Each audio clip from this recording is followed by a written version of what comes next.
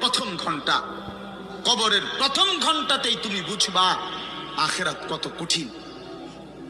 রাসূলুল্লাহ সাল্লাল্লাহু আলাইহি ওয়াসাল্লাম বলেন, কবরে যেই নাফরমান প্রশ্নের জবাব দিতে পারবে না, তিনটি প্রশ্নের, তো আল্লাহ তাআলা বলবেন কাযাবা আবদি, ফেরেশতা আমার এই নাফরমান বান্দা মিথ্যা বলেছে।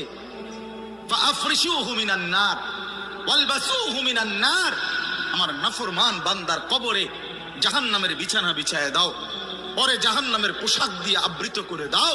ওয়াফতাহু লাহু বাবান ইলান নার, জাহান্নাম বরাবর তার কবর থেকে দরজা খুলে দাও, কবর খুলে দাও। আল্লাহর নবী সাল্লাল্লাহু আলাইহি ওয়াসাল্লাম বলেন, তখন কবর তারে, ফেরেশতা যখন তাকে রাইখা যাবে, কবর তারে ডান দিকের মাটি বাম দিকে একটা চাপ দিবে, বাম দিকের মাটি ডান দিকে চাপ দিবে। আল্লাহর কসম, নবী বলছে হাত্তা তাখতালিফা আদলাহু, ডান পাশের হাড্ডি এবং এই পাঁজরের হাড্ডিগুলো করকর করে ভাঙ্গা বাম দিকে চলে যাবে, বাম দিকের গুলো ডান দিকে চলে যাবে। ভাইয়া আমার, তুমি তোমার উপরে রহম করো।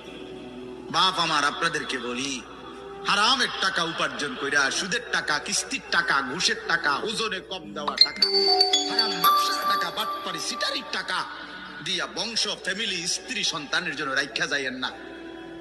ওরা আমনে বরবাদ করবে, আপনি নিজেও বরবাদ হইলেন, ওরারও বরবাদ করলেন।